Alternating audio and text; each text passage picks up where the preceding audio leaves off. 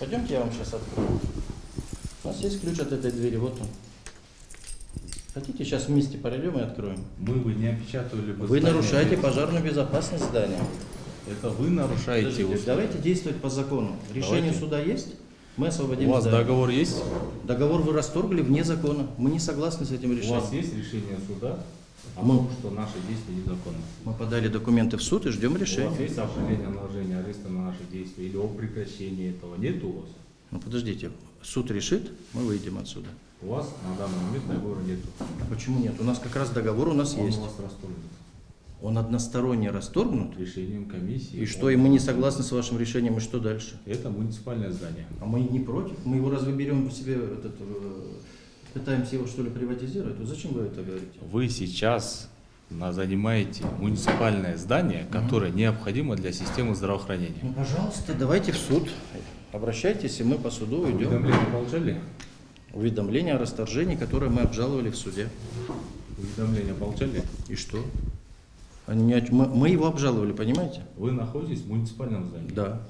Мы в муниципальном здании. Вы препятствуете системе здравоохранения. Это здание необходимо. Не надо. Решение суда будет, мы уйдем из здания. Пока не будет решения суда, давайте по закону действовать. Будем действовать по закону. Мы вас уведомили? Мы напишем сегодня письмо в прокуратуру, и пусть они Ваше разберутся. право. Конечно, и пусть они разберутся, без силовых методов. Уже один человек пытался тут засыпать нас песком. Мы уведомили вас. Вы уведомили, мы Вы подали в свое суд. дело сделали. Хорошо. 3 дня.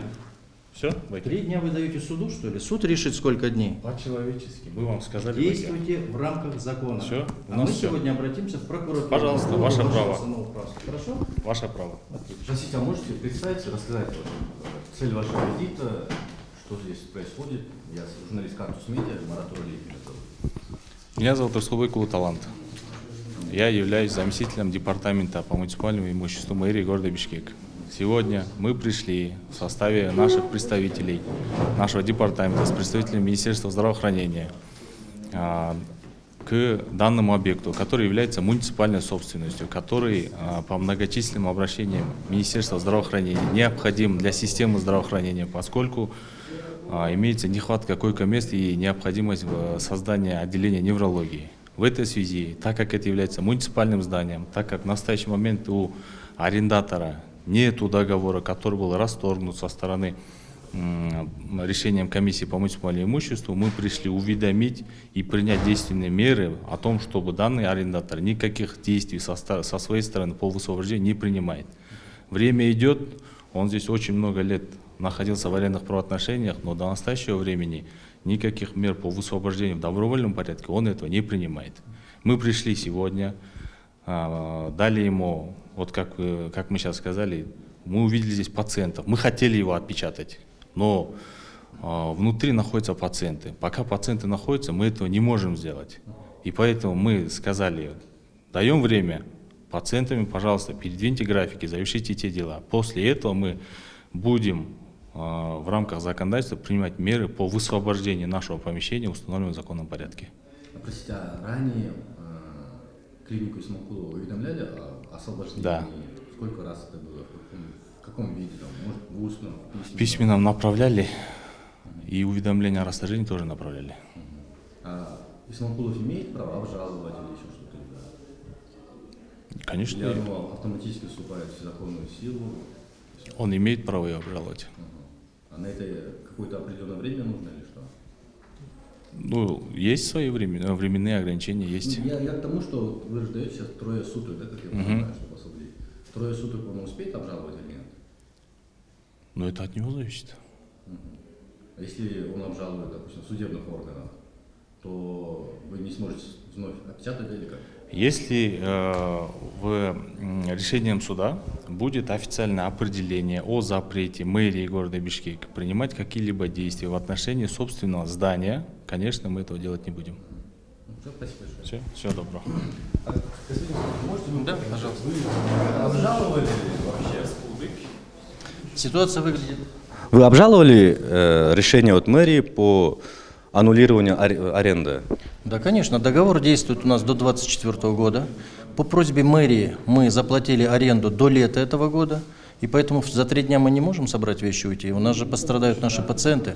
Мы в законном порядке обжаловали это в суде, но, по-видимому, Минздрав не хочет ждать судов. Просто не признает это, и мэрия сегодня идет на поводу у Минздрава. Мы просто надеемся и уверены в том, что все будет решаться в законном порядке, потому что сегодня Генеральная прокуратура сделала предостережение министру здравоохранения по поводу его противоправных действий. И мы будем делать все в рамках закона, в интересах наших пациентов. Вокруг вашей клиники уже на протяжении нескольких месяцев, так скажем, идет или давление, или как это, я не знаю, назвать.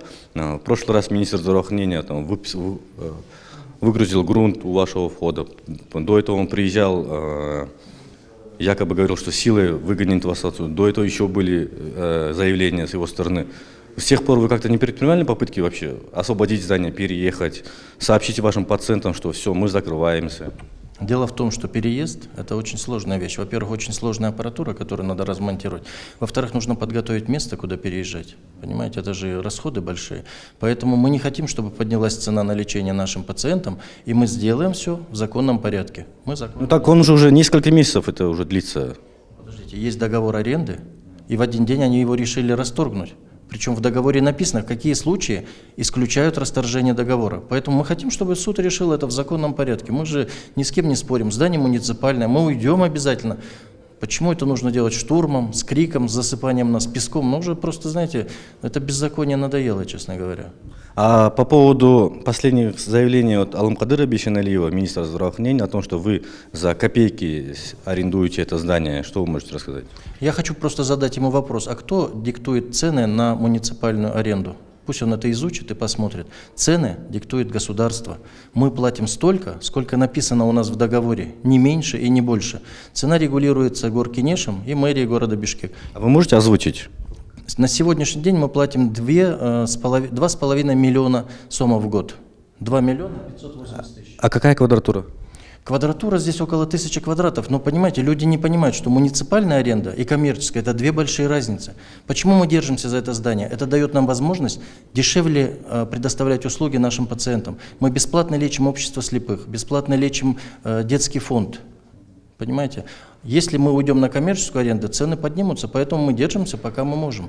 Потому что это в целях наших пациентов, в интересах пациентов. А какие-нибудь поступали угрозы в ваш адрес?